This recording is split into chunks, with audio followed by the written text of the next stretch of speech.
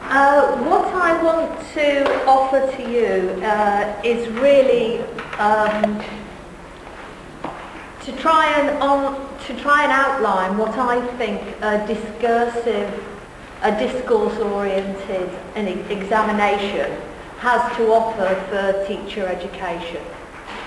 In that sense, I'm not particularly going to be reporting my own research activity, but I do want to illustrate what I think are some key features of what I'm calling a discursive approach.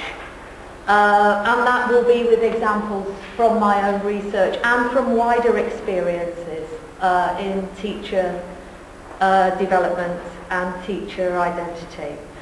And it might also include some examples that seem like they've nothing to do with teaching and learning, but I think particularly well describe features of a discourse approach to things.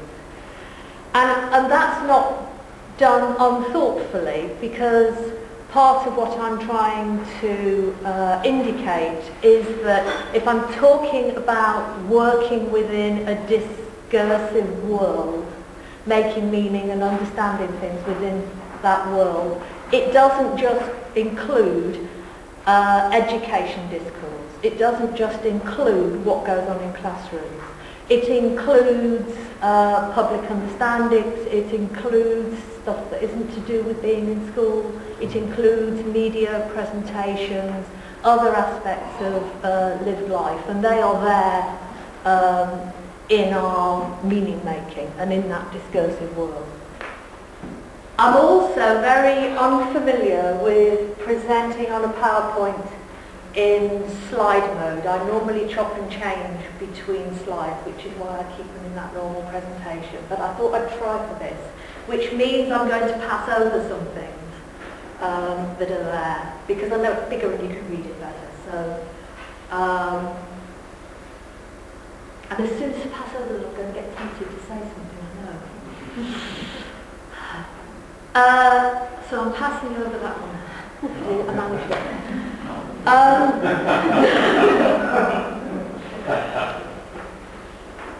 Listening to Radio 4 last week, I was particularly struck with how particular terms don't have a fixed pre-existing meaning, how they are given their meaning in a particular moment, in a particular context, and in relation to the person that's speaking. So in the same interview, I heard Conservative Shadow Minister for Education saying, now it's time we stuck to traditional approaches that have been shown to work. For example, setting. And something strange about 25% of the curriculum, only 25% of the curriculum was in setting, so we need more of it. In the same interview, in the same session, head of a private school said, we don't have to follow the latest government fashion. We stick to what we know works. And I'm offering that as an example about how particular terms don't have a fixed set or original meaning. They actually operate within a moment, within a discursive world, to mean things, and actually also to, in some discourses, in some very particularly powerful discourses, actually set up some almost unquestionable truths. That there have been these progressive fads. These fads are progressive, and they're fads, and they're fads. It becomes a quite difficult to question truth that's in there.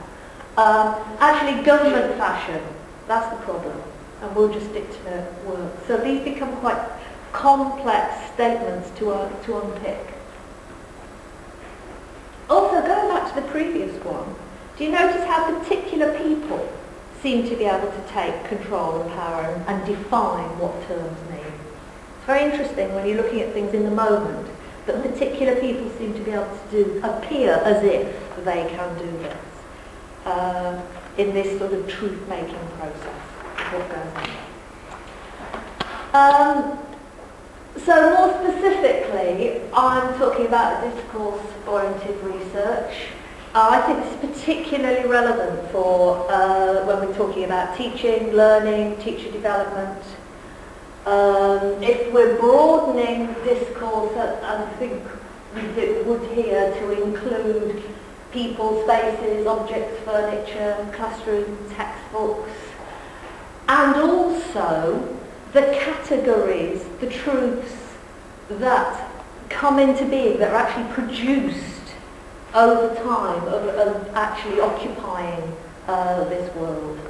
Another example about how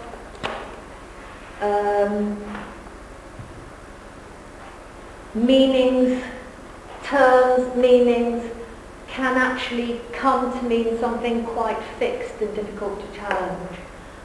This is taken from a systematic review that I'm sure a lot of you are familiar with. And talking particularly, the bit that struck me here was how they were looking at how the daily maths lesson, embedded in language of interactivity, getting kids to participate, whole class interaction, lots of discussion. And one of the points that the review made was that this has come to mean, expressions like whole class interaction and discussion have come to mean pacey, unidirectional, teacher question, pupil answers. That actually if you review the literature, if you look at what people are seeing and finding out there, the meaning has become quite fixed and quite specific. And that actually that might be quite hard to open up. It's closed off alternatives at the moment. I also want to introduce to this the effects that this determining truth-making side of discursive practice has on the individuals concerned, how it produces positions in a what one might call a bivalent way. You do actually have a photograph on your tables, and I know some people would have heard me use this example before.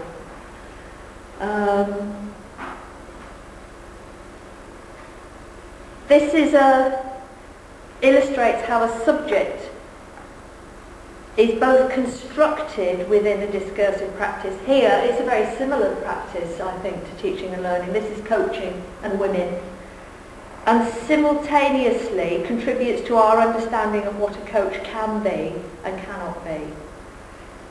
In this context, Ms. Hardwick's high assessment results are not evidence enough that she can be a coach. Her supporting challenge will have contributed to a shift in the possible contribution women can make to football coaching. However, it could be that this aggression that she has felt the need to show actually doubles back on it and becomes seen as not assertive and taking control, but another example of women being too emotional.